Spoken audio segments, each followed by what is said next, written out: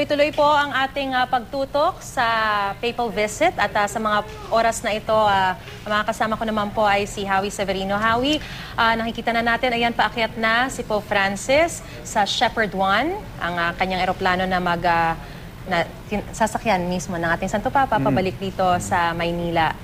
Sinabi nga niya kanina sa mga taga Leyte na, well, he was very sorry na kailangan putulin, na napaaga yung kanyang pag-alis dahil sinabihan na siya ng mga piloto ng kanyang eroplano na talagang kailangan ng lumipad na uli yung Zoccheto, yung kanyang skull cap. Yung skull cap. Nangyari yan nung pagdating niya sa Pilipinas, sa Maynila, sa Villamor.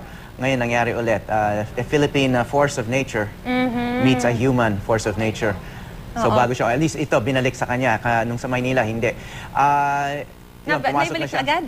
Nakita mo ba? Nakita ko. Or may inabot na bago. Kasi marami naman silang Zoccheto. May dala daw siyang extra. So swerte lang yung nakapulot nung nahulog doon sa tarmac. Kasi alam mo, Howie, itong papal entourage, lagi raw yan maraming dala-dala na Zoccheto o yung skull cap. Dahil nga, minsan yun yung binibigay niyang remembrance sa mga nasa scene ngayon si Steve Dailisan. Steve, anong naobserbahan mo ngayon?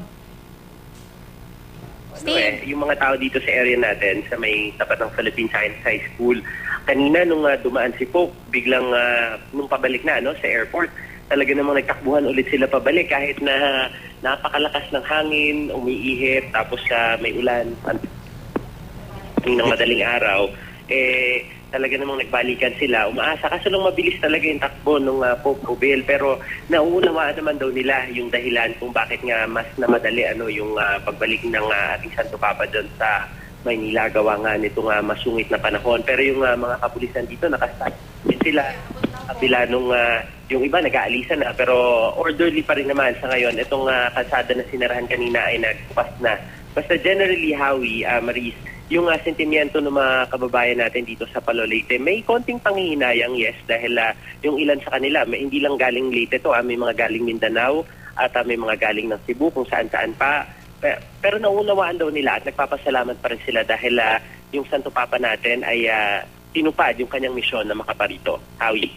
Yes, Steve. In fact, matagal na nga may forecast na magkakaroon ng masamang panahon pero itinuloy pa rin yung biyahe niya dyan sa Leyte. And in fact, turbulent din yung flight niya papunta dyan sa Tacloban kaninang umaga.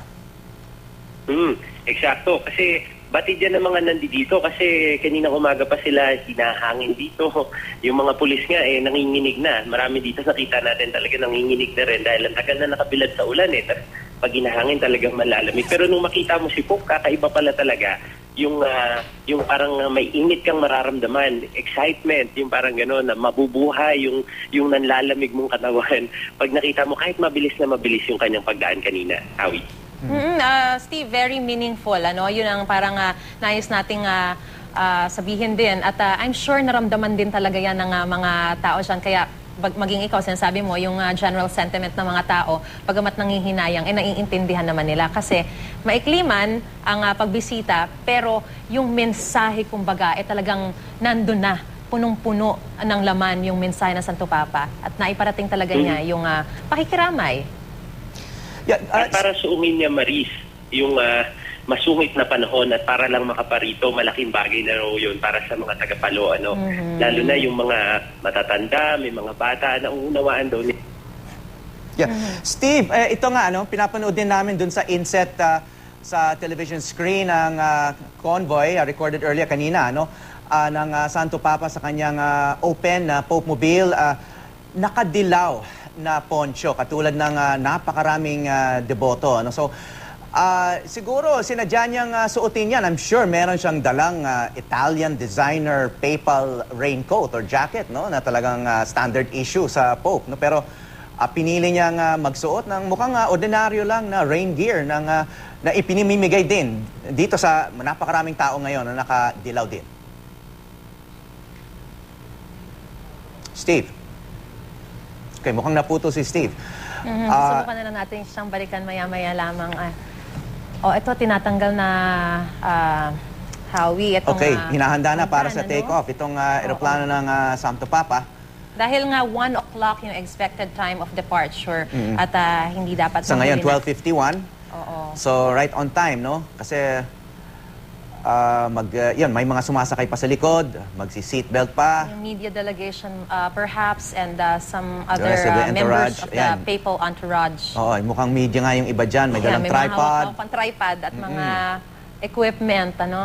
Ayan, kilala natin mga taga-RTVM yan na Howie. Itong pagbisita naman ni Pope Francis sa Leyte, bagamat napakaikli, again, very meaningful and very symbolic din. And as a matter of fact, talaga nag-iwan pa siya ng regalo, Howie, kanina, no? Nung pumunta siya sa Palo Cathedral, iniwan niya yung La Madonna del Popolo. Ito ay isang mosaic na iniwan niya ng image din of Our Lady na iniwan niya para sa mga residente roon.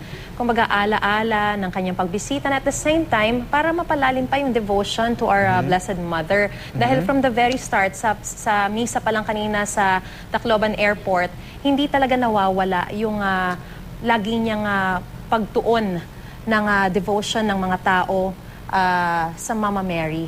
At binigyan din siya ng regalo na galing din sa Tama. Palo, no? Yung gawa Our naman sa Lady of debris. Immaculate Conception. Our Yes. Lady of Immaculate Conception naman ito. Na Tama. gawa It sa came from a debris na kahoy na galing doon sa nagibang simbahan ng Typhoon Yolanda. Napakaganda, no? Kasi kahit na nasira yun, talagang yun yung ginamit na material. Simbolo. Very fitting symbol nga. Oo, kasi yun naman ang pakay niya sa Leyte, makiramay, magbigay ng sympathy sa napakaraming tao But nga a nasa very lanta. fitting symbol ng pagbangon ng mga taga-Tacloban, ng mga taga-Palo, ng mga taga-Leyte.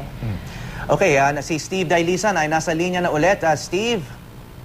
Tama kayo dyan, Howie Maris, no? Yung mismong, ano na yun, yung Immaculate Conception ay 18 inches yun. Kumbaga ginawa ni Willie Layug. Yun daw talaga yung sumisimbolo dun sa pinagdaanan nitong mga kababayan natin dito sa Leyte.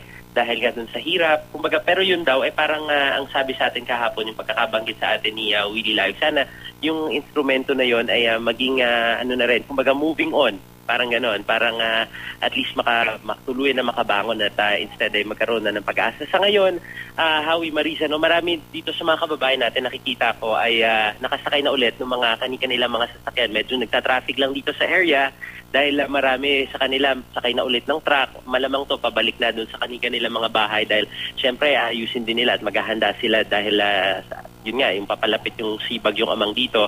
Pero yung mga pulis natin ay sinisika pa rin nilang ma-organize yung mga tao para nang sa ganon ay yung pagsakay nila, yung pag-uwi nila ay maging maayos pa rin naman. Pero I'm sure nakangiti pa rin itong mga to dahil baon nila yung pagbisita ng Santo Papa kanina. Pagbabasbas at the same time, yung blessing of the Pope. No? Steve, anong nalalaman natin tungkol dito sa desisyon na umalis ng alauna? May debate ba tungkol dyan? Dinibate ba ng Vatican Security, mga piloto ng PSG at yung ibang kasama tsaka yung nag-organize ng logistics ng Santo Papa? Nakikita natin kanina nung dumadaan yung Pope Mobile sa harapan natin. Si Pope parang mas abala siya dun sa pakikipag-usap sa dun sa kanyang kanyang close-in security. Malamang yun nung misa sinabi niya rin na nung bumisita siya dun sa cathedral kanina, parang siya nanghihinayang din kasi nga na-cut short daw talaga dahil sabi nung piloto kung hindi pa sila aalis ng alauna, ay posibleng sumama ang panahon at hindi nga sila makapag-take off mula dito sa Tacloban. Pero yung bagay na yon ay isa siguro marahilan kasi bago pa man nitong mga nakarang araw may mga contingency measures na naaral na rin naman nila kung ano yung posibleng maging epekto nitong si Bagyong Amang. So most likely itong event na ito ay part na rin siguro ng kanilang contingency measures. Although, kanina nung marinig natin yung ating Santo Papa dun sa kanyang mensahe, sinabi niya na siya rin ay nanghihinayang na mapapabilis. Pero of course, sinalang-alang pa rin yung seguridad. Hindi lamang nung, syempre marami rin kasama itong yung ating Santo Papa sa kanilang flight.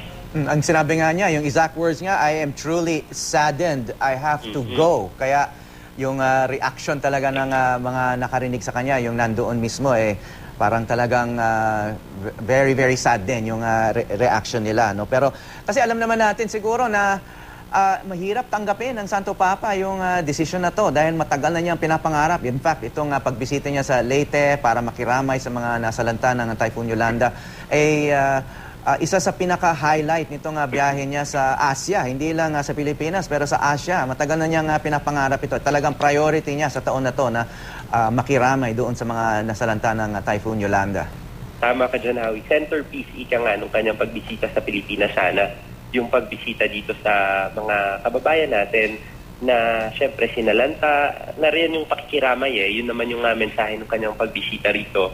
Yun nga lang, mga siguro nakatanggap tayo ng impormasyon mula doon sa mga kasama rin doon sa flight na yun. Yung ilang mga opisyal ng gobyerno, mga around 9:30 to 10, sinabi na posibleng mapaaga yung pag-alis. Pero yung mensahe naman ng Santo Papa kanina, dun sa misa nung ating mapakinggan, tumatago sa puso, ika nga.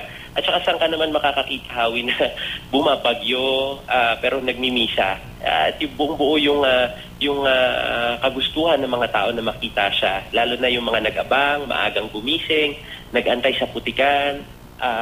Wala silang kumaga, walang sa parte nila ay sapat na biyaya na yun na matanggap nila, masulipan nila kahit mabilis lang. So, lahat sila ay pinagdarasal din actually na maging safe yung flight ng ating Santo Papa pabalik na sa Maynila. Alright. Maraming salamat sa iyo, Steve Dailisan.